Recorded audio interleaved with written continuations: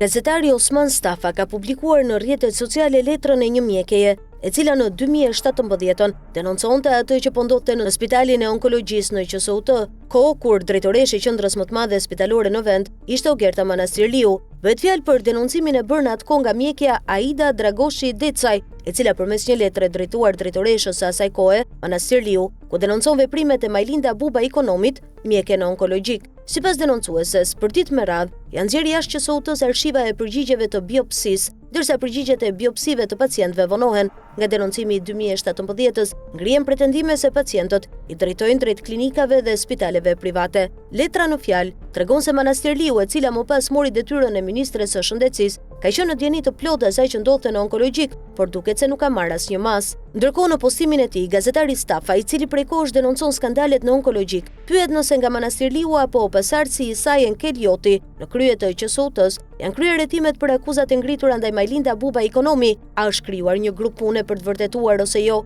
këto pretendime të një mjekeje që punon atë shërbim, në këtë rast biopsit, aq të rëndësishme për pacientët e tjerë për kancerin. Deklarimet e kësaj mjekeje janë shumë të rënda dhe kriminale, prandaj e përsëris, në ka pasur hetime nga drejtoria e QSUT-s apo Ministria e Shëndetësisë në këtë drejtim, shkruan Stafa.